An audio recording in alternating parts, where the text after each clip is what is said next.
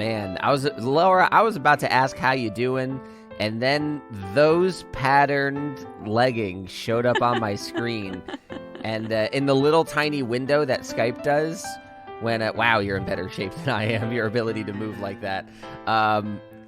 Your leggings were just wreaking havoc with Skype's compression algorithm, because when your leg moves on the little small screen, those little black and white stripes look straight up like static.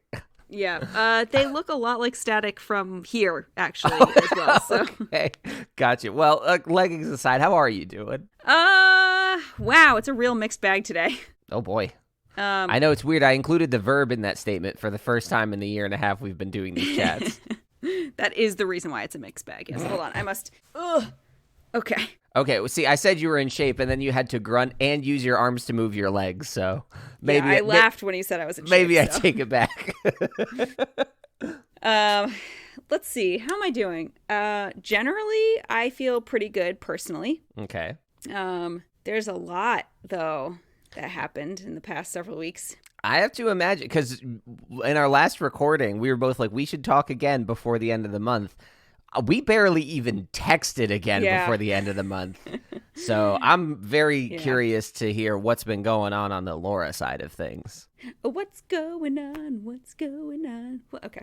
Is this a song I'm unfamiliar with? I'm assuming it is? Yes. Okay. Because you do frequently break out into song anyway. And that is true. I need to know which is which. I never thought about it that way. So... I want to give you a list of things that have happened, and then I want you to ask what you want more details about. I like this. Okay. It's a very choose your own adventure. Oh, wait, shit, Number that's one. copyrighted. I can't say that. Oh, well, you better edit yourself in post. Bleep. Number one, we have a ladybug infestation, which is weird because also it's like the middle of winter, and I don't know where they're all coming from. So that's fun. Okay. Number two, Eleanor had a pretty severe reaction to one of her vaccines, which has caused a lot of questions because it is so uncommon that nobody in the health system that we work in has ever even seen it. So that's been really fun. I went back to work and was supposed to start full time. That's one thing. But my father-in-law and sister-in-law both were diagnosed positive with COVID. And because I had seen him within 14 days of going back to work, I then had to work from home for the rest of this week. I think... Oh, no, that's not it. I got pre-approved for a mortgage. Hey! I feel like I'm forgetting something else, but I don't know what it could be. You have to be. I know that's a lot. The ladybugs alone must have taken up days of attention. But they did. But I don't think I'm exaggerating when I think I say we've texted less this month than any time since before your wedding. Yeah. I like that. That I think is numerically true, because usually we're always playing games on iMessage, and usually after a day, one of us is like, "Take your fucking turn, idiot." And we went a straight week where we were both like, "It's fine. Yeah. I don't need to send the exclamation points." Okay, so I was aware that there was a COVID exposure. I did not know that your family members were positive. Yes. Were positive that they had it. Yeah. Yep. Is everything okay? Everything going all right? Yes. Definitely symptomatic. They both feel terrible. But it seems to be, I mean, we'll see. We'll see what happens, because I feel like also COVID, from what I understand, like you get sick and then you start feeling a little bit better and then you get much worse sometimes. And they both were tested on like Monday or Tuesday. And I know I was speaking to my sister-in-law and she was starting to feel better, but I don't know if that means that it's about to get worse. So yeah, don't know.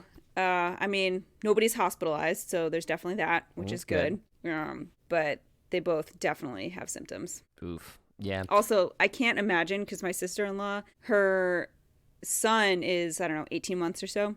And he's at his grandparents' house, her in-laws' house. And they're like, we're going to just keep him until you're negative. And so she hasn't seen her son in at least 5 days, which I cannot imagine that.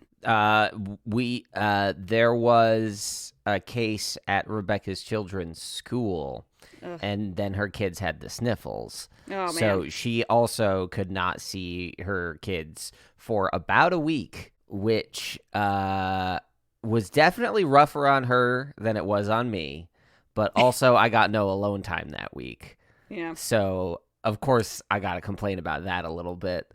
Yeah, but there's very few times where I'm like, but I'm going to go ahead and say not being able to see your kids for a week is much worse than she was very considerate because, I mean, the math of the situation is she has kids. She also has a boyfriend. Which one of those things is more important? So the fact that she was putting my health into consideration and like working to protect herself and me and make the sacrifice of not seeing her kids. They tested negative. Everything's fine. But like, yeah, no, it sucks. And watching her go through that, it's just like, yeah. I also can't really imagine what that's like. For me, the biggest problem was I can't be as loud on my video games. So that's my life, which is apparently fine because that's not really a real problem. But I'm glad that they're doing okay. I have had a few friends that have had COVID, and it's been such a mixed bag in terms of how symptomatic they are. One of my friends, he had it, and he was like, yeah, for me it was like a cold, and my girlfriend was like basically dying. Like she was in such rough shape. So, I mean, yeah, the fact that they're not in the hospital, I sincerely hope it remains that way and that they recover. Now, on to what I think is a much more significant development, because I get to choose, fucking ladybugs? Like, you knew that was going to be the one I was going to ask about, right? I did, actually, yes. Like not to diminish the care that goes into it, but some COVID conversations are a bit obligatory in this climate. Ladybugs infestation in New Jersey in January. Weird. You're good. Yeah. Yeah, I don't know. I'm sure that I have talked about this. I know I've talked about it with you. I'm also pretty sure I've talked about it on the podcast. I feel like I have to. But I don't know what it is. Like, I need to ask the people that live around us, because there's a chance that Charles and I just like have some negative energy around us where we cause infestation plagues. Because every year that we've ever lived in an apartment together, we've had some sort of very bizarre bug infestation.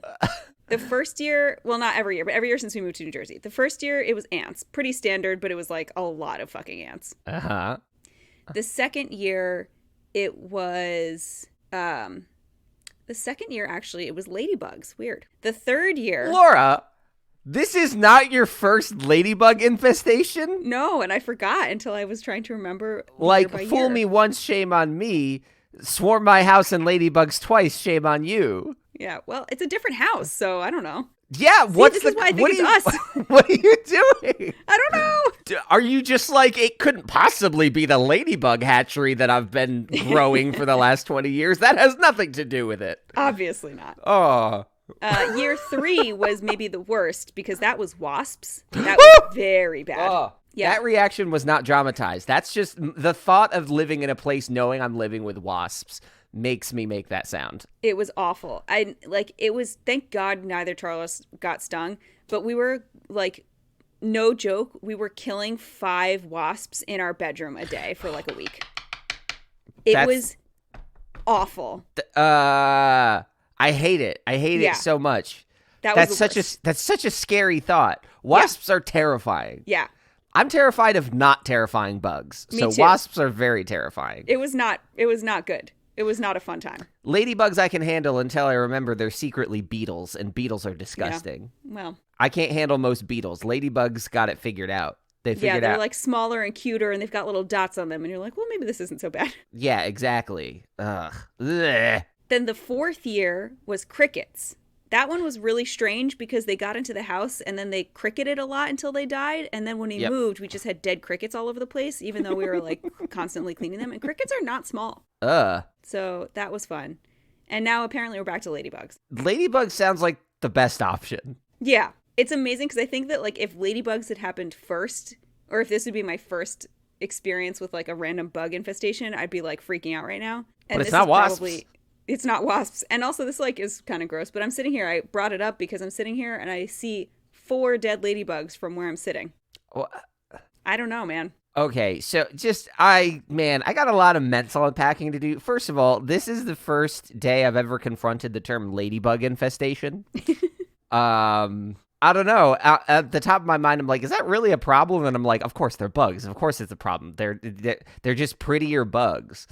Yeah. But now I've got the idea of you're building up all these different insect communities.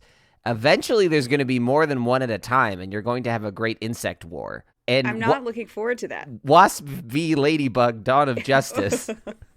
While a great episode title for this podcast is something I'm not looking forward to you having to experience.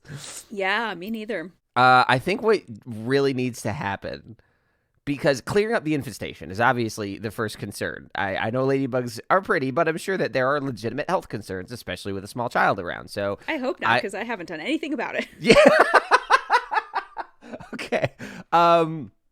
But I think really, given the repetitive nature of this genre of problem, I think your first step is buy beekeeper suits for all of you right now. Yeah. Yeah. Oh my God. Can you imagine a little that's 7-month-old beekeeper suit? You're worrying about all this accessorizing, but like, there's your answer. Like, make the baby cute. That's all you need. I mean, she is just cute, so.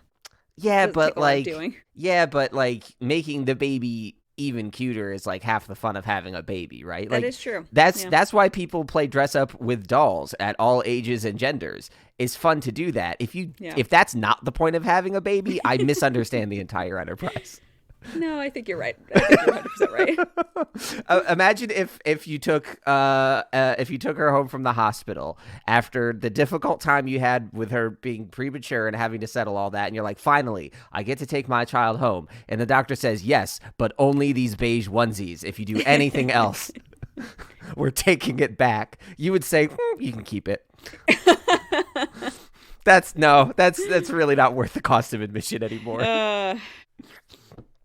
Fucking ladybugs, that's so weird. Yeah. Yeah. What do you do about that? I haven't seen many of them alive, like maybe one or two this whole time. I just find them dead everywhere. What if it's not a ladybug infestation and instead there's a ladybug serial killer and the wasp insurrection has already begun? And they're just dropping them through whatever random holes are apparently in our apartment. Yeah, I've been watching Dexter lately, so I'm very much in that mindset. Like, you're gonna go in the bathtub and there's gonna be like 60 ladybugs and dissected and put into trash bags. If they were in trash bags already, that'd be much easier for me. That's true. Sweet, thanks, Wasp. Thanks, friendly neighborhood vigilante Wasp. Yeah, I don't know. I mean, so far all I've really been doing is just vacuuming them up when I see them. I just like, Charles, are you working today? Because someone's got to vacuum the ladybugs. Is it me? Okay, we're going to need more vacuum bags. Pretty much, yeah. Did anyone warn you that that's what adulthood was going to be? No. And I think if they had, I would have been like, bullshit. I feel like, because Rebecca is several years older than I am, and, you know, being in my 20s, you now in your early 30s, you and I still go through a lot of the, oh God, this is what being an adult is like. You know, we just run into like silly, stupid things, you know, chronic back pain. Yeah. It's just like lots of things that like you kind of are aware of, but then once they happen, you're like, oh, this is the experience of adulthood that I didn't realize I was promised. I need to accept now that sort of revolving door of getting hit in the face with adulthood realizations is never going to stop. And that there's always going to be something new that's like, wow, this is not what I was fucking promised. Yeah. Now that I'm aware, ladybug infestation is on the list. Listen, apparently you just moved to Jersey. It might happen to you twice. Is that the state slogan when you drive in? Come on to Jersey, it might happen twice. I don't know. I'm just doing bits all day today. I don't know why. I'm tired as hell. Maybe that's why. Yeah. I'm very tired. I just feel like I told you a lot of like fairly bad news. It hasn't been all bad. Yeah. Oh my gosh. The relatively good news stuff that happened. Number one, Eleanor started eating solid foods. Very fun. Nice. See, now we're getting into food accessorizing. I think my theory holds more water than I expected. Continue. I will send you some pictures of Eleanor with food on her face, which is a very enjoyable Okay. genre of photo. Suddenly has 2 teeth, which is very funny. I'm going to need you to elaborate on suddenly when you get a chance. We woke up one day and Charles stuck his finger in her mouth and he was like, ow. And then was like, oh my God, there's teeth there. Never how you want that experience to go. When the answer to any situation is, ow, there's teeth there. It's bad. So yeah, I mean, like she like didn't teeth. She wasn't like super, super teethy. Like, you know, I think some people like had really cranky babies and everything. Like she was a little crankier and had a couple bad nights, but we thought it was from her vaccine reaction, but apparently it was teeth. And there was a third thing I was going to say. Oh, she slept she went to bed at like 6:15 last night, which is early for her, but she was really tired. Fell asleep around like 7:15. Didn't wake up until 4 a.m. So I got 7 straight hours of sleep. That's got to feel so good. It did. Yeah. It really did. I got no jokes on that. I'm legitimately happy for you that you got 7 straight hours of sleep. It was pretty great. Yeah. So it sounds basically life bad, baby good. That seems to be sort of the equation, more or less. Yeah. Not I life feel like bad. that's kind of been the equation since she was born, pretty much. Yeah. Thank God that you could put different kinds of clothes on her. That just makes a world of difference in your general mental health. Oh, man. That's great. Sounds like she's doing all the baby things correctly. Sneaking teeth up on you. Not super considerate, but so fun. Also, she really likes to drink water out of a cup, like out of our glasses. I feel I held on, like, I remember ages 3 and 4 with some degree of clarity. Sippy cups were not a thing I wanted to get rid of. Like sippy cups and binkies, I remember I was extremely like, no, these are good. I know these are baby things, but they're good for me, 4-year-old Colin. I remember stealing my 2-year-old sister's binkies and my mom being like, give that back. And I was like, I want it. It wasn't like a reflex. I made that decision. So the fact that your child is already foregoing such things for a glass of water, she just got those teeth. What, she want to chip them on the glass? What the hell is her problem? Well, she started drinking the water before she had the teeth. But like when you if you're holding her and you fill a cup of water, we have one of those fridge water dispensers. Yep. She at first started Stick the reaching baby towards in the water dispenser. At first she started kind of reaching towards it, but now she lunges towards it, so you have to like be very careful and hold her away. It's very fun. Like traffic codes for the baby around the fridge. Like, I don't know, no, can't get too close. Yeah, you really have to like position yourself properly. And then, you know, you hold her and you hold the glass and you pour some into her mouth and she gets very excited about it. But the best part is that when she suddenly had teeth, her little teeth clink on the glass and it is the best. That's what I'd be terrified of. The teeth can break. I mean, it's baby teeth, so like it literally doesn't matter, but like they're also like not all the way out, and so like I'm not worried about it. Okay, maybe I think your use of the word suddenly made me think that the teeth were maybe further out than they actually are. They broke through the gums suddenly one day. Okay. And now they're slowly coming up. That makes more sense. Me and my stupid adult brain was like, suddenly plus teeth. They must be completely exposed and grown in. I don't know why that's where my brain went, and I've sat here for 10 minutes just accepting that as what happened. Yeah, that's not exactly it. Here, let me see if I can, okay, as they say, Jackie and Laura you a picture. Yeah. So yeah, it's been an interesting one. Yeah, I feel that. I've had a busy month. So the first 2 weeks of the month were like relentlessly busy because hey, guess what? I work 3 jobs now. Yeah. Because let me see. Oh, I just got the baby picture. Okay, yeah, those aren't super visible, but I can understand Charles's surprise, especially because at first glance you would miss those. Yeah. So his reaction of, oh no, there's teeth in there makes a lot more sense now. It wasn't, oh no, it was, Laura. I was like, what? Laura, come down here. What do you need? I thought something was terribly wrong. I come down. He's got his finger in her mouth. He smiles at me and goes, there's teeth. There's teeth. I got a lot of episode titles to choose from in this one. Fuck, what is it? My month started with, I have my day job, which is fine. Um and then I have my animation job, which is good. And then I have my podcast job, which is now a job because Dice Populi, we launched a Patreon, and Yeah. it immediately became self-sustaining. So I got to get to Yay! start reimbursing myself for all the hosting costs for that show, which will be very nice. And then we can start like paying for other things, which will be cool.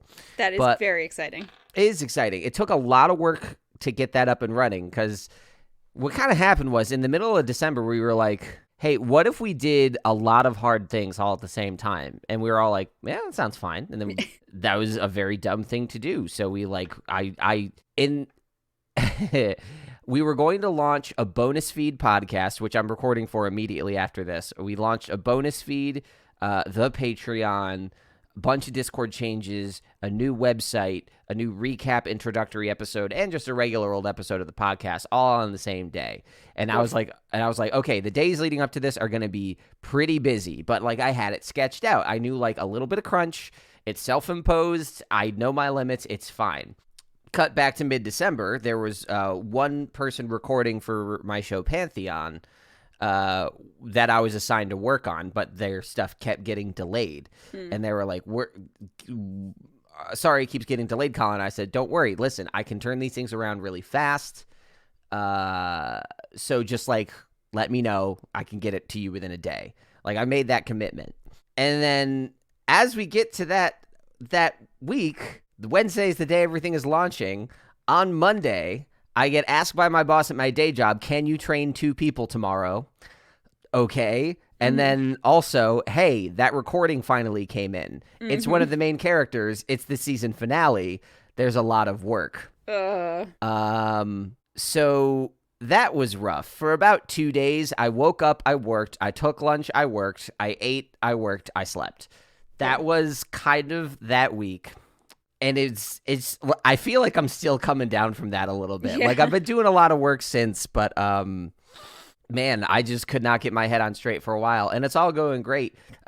Finally got some creative like feedback on my show work because I was always getting it's complicated, but like I was getting a lot of like, hey Colin, do this, do that, label things this way, you fuck this up, blah blah blah blah blah. Right. Of course. Work on a project. They have to tell you what's going on. Finally got to sit down and have like a real conversation with one of my bosses about like, hey, here are some stylistic things we would like you to change. Here are some things you should be looking for in the scripts. Like real creative conversations about it, which is so great. But also it's like the only one I've had in the 6 months. So I did 1 season of a TV show and then got all the feedback all at once, both good and bad.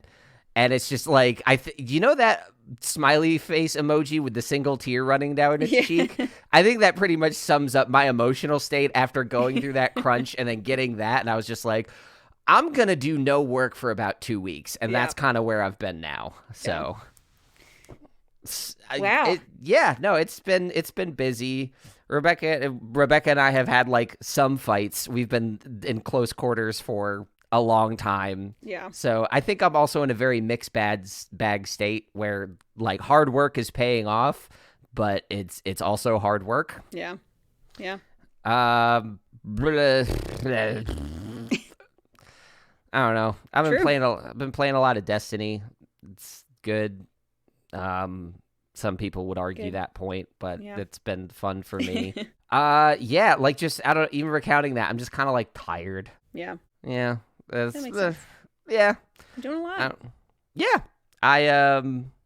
It's all good stuff. It's just a lot of stuff. Yeah. Now, are you like making your way towards quitting your day job in the long run and making the creative stuff your career? Like, is that your goal? Oh, that's definitely like my dream. Like if I I don't know if like news has broken about a couple things that are going on at the animation studio, so I'm not going to say them, but like I am invested in what's going on there. I am going to be actively looking for other projects to work on at the studio. Yeah. If I can land a Hollywood job and stay in my fucking apartment? Absolutely. Yeah. Do I want that to be my day job? Because right now my day job is fine. Like, it's not super hard. I'm good at it, and I get a lot of some flexibility to do, like, not just regular tech support stuff, but like technical writing and training. Like, that's the stuff I enjoy a lot more. Stuff where I'm kind of on my own schedule and it's much more creative. That stuff is good. But like, man, IT professional is not the epitaph I want, you know? Yeah. That's no knock against anybody. It's just not what I want at the end of things. I feel like I've always had a hard time setting goals that are very long term. Anything out more than like 2 years is so abstract to me. Like, even in high school, I hated the question, where do you see yourself in 5 years? I'm like, Schenectady. They're like, okay, that's not what we meant. Schenectady is where I lived. It's just, I don't know. No, I'm 100% with you. Yeah, I think I'm very in tune with the fact that I don't know what 5 years is going to bring. I was very aware of the fact that people, you know, as a kid, I said, I want to be a firefighter. And then I learned what firefighters do, and I'm like, maybe not. It's just like, you know, because of that awareness, like, I don't know what I don't know. Yeah. Like, there are some people who use that as a reason to just charge forth into things with like a solid plan. Like, I don't know what I don't know, so I'm going to regiment everything. And I do that on the short term. Like, I'll wake up in the morning, I'm like, all right, at 6 o'clock, I'm going to play Destiny. At 4 o'clock, I'm going to eat. Like, I structure my days and my weeks and sometimes my months like that. But this boils down to say that ever since I was very little, I was always like, I want to do a famous thing. And like, as a 4 or 5 year old, I did not understand what that meant. I had no context for that. But as I have like learned things and done things, I think I'm drawn to it because the famous things, entertainment industry and stuff, those are pursuits I enjoy. Creative problem solving. It is. You can apply those in other areas, but I also hate the realm of academia. Like, I love to know things and learn things, but the structure of higher education is not one that speaks to me. My friend Austin, who is currently pursuing his doctorate in philosophy, so real fun to have conversations with him. It honestly is. He's had me read some papers, and they're cool. But like, I enjoy that stuff, but we were on Xbox, and he was like, yeah, my partner just dropped out of college, and everyone else in the party was quiet, and I was like, fuck yeah! Awesome job, Brooke! Dude! I don't know if I should bleep out their name, because they don't know that I do this podcast, but he was like, oh yeah, I forgot that you would be a person that would be very supportive of that. So, yeah, this has been a long, rambly way of me saying, like, absolutely I would like something like this to be my day job. I don't really care what that is as long as I'm doing something creative, because I know that in 5 years it could be totally different. Because 5 years, I did not expect to be locked down in a pandemic in my room, FaceTiming with you. Because it's 2021 now, so 5 years ago was 2016. That was when we just started hanging out. Yeah. That was like when we just started oh no, it was 2014. Damn, we've been friends a long time. 2016 was when you moved. Oh my God, 2016 is when I moved. You've been in Jersey for 5 goddamn years. Yeah, you know how I knew that? I counted all my bug infestations and I got to 5.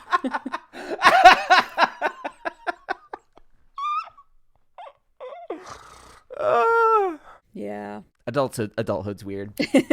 But yeah, I'm excited that I'm like making some progress on these things. Overall, like what I'm doing on the TV show is well received. I'm just so glad to have some direction. It's so weird working in a vacuum on something that's like so big. But it seems a little surprising that they wouldn't want to give you feedback earlier to make sure that they could course correct the season, but whatever. Yeah, well, like I said, it's complicated. Yeah. There's a hierarchy in place. If I make a mistake, it's not going to make it far down the chain. But yeah, I don't know. What else has happened this month? Star Trek happened. Discovery finished. Wow, that feels like a million years ago. Yeah, I just finished my season 3 rewatch yesterday, and just this morning I listened to The Greatest Discovery, Ben and Adam's recap episode. So that's fun. How did you feel about Star Trek Discovery season 3? Good start.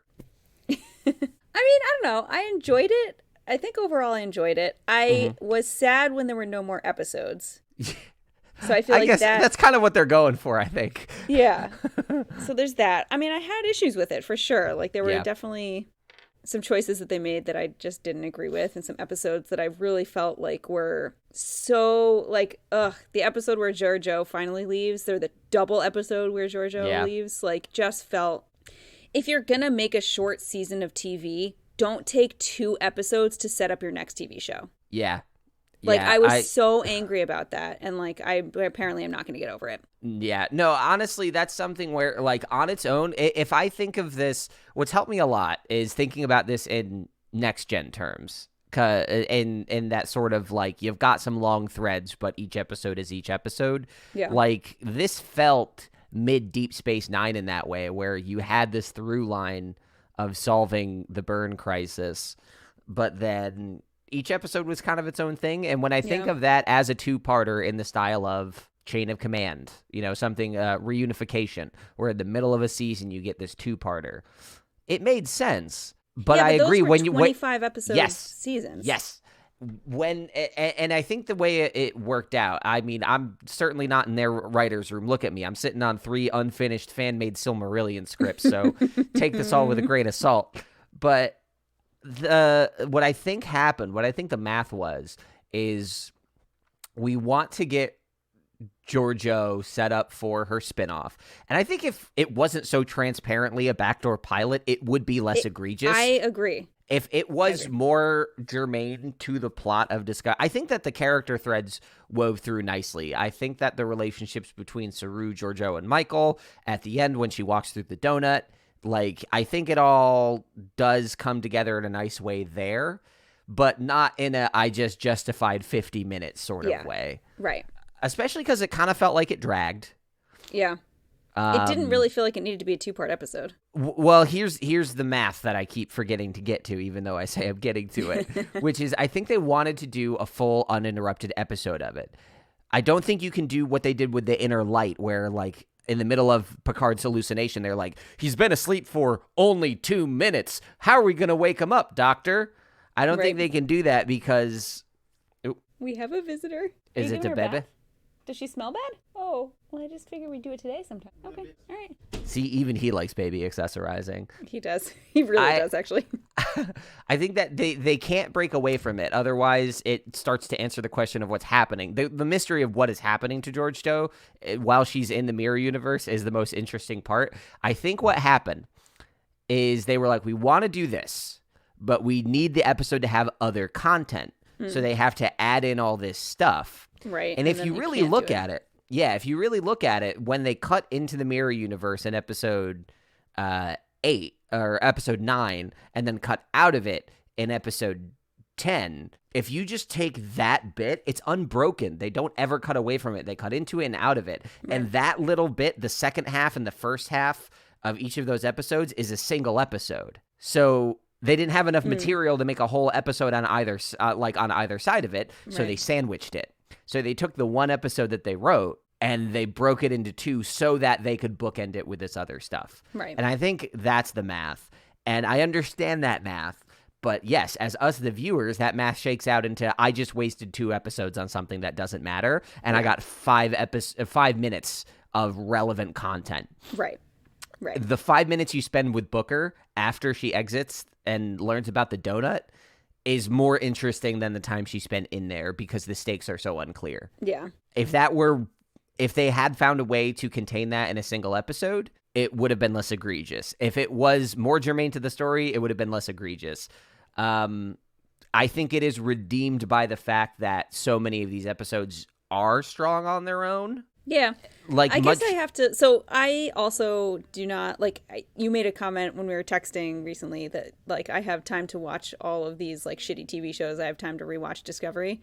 Mm-hmm. And my response was I had time to watch all the shitty TV shows and I do not have that time anymore. Yeah. And so I've only ever seen these episodes one time. Yeah. And that was it. Oh no. What is that sound that I just heard? A screaming sad baby. Oh no.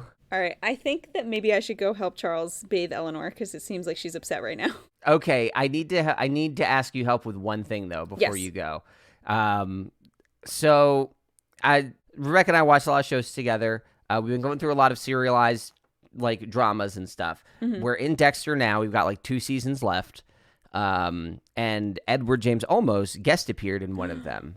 So in my mind, I immediately said, "Oh, I know what show we're watching after this." Yes. Battlestar Galactica, 100%. obviously. Yes. And she was like, "Yeah, okay."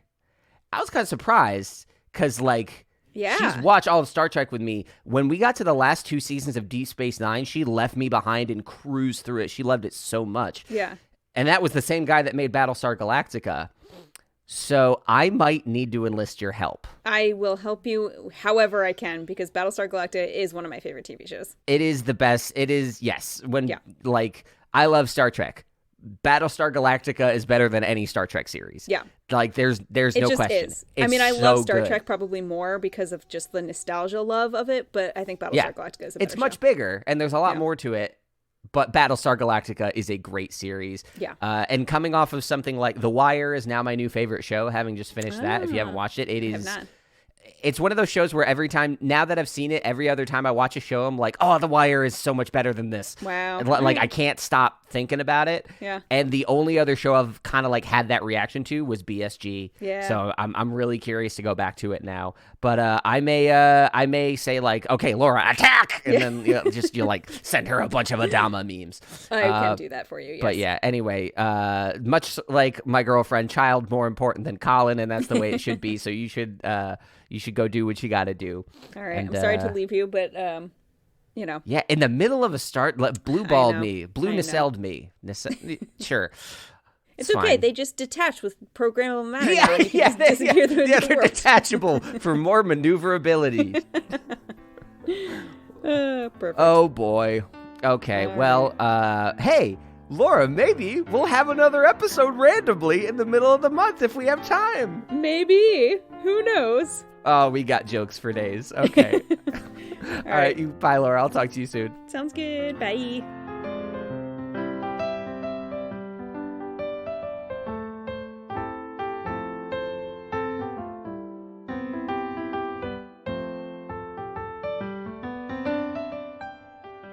How You Doing is a Common Geeking Program production. Starring Laura Becker and Colin Ketchen, with editing and original music by Colin. You can see and hear more at the website PodFriend.pizza, or follow HousePod on Instagram for a real-life look at their friendship. If you enjoy the show, spread the love. Tell a friend, share your favorite episodes, and remember to subscribe so you don't miss a thing. Colin and Laura will talk to you again on the first Monday of every month. Thanks for listening. Talk to you soon.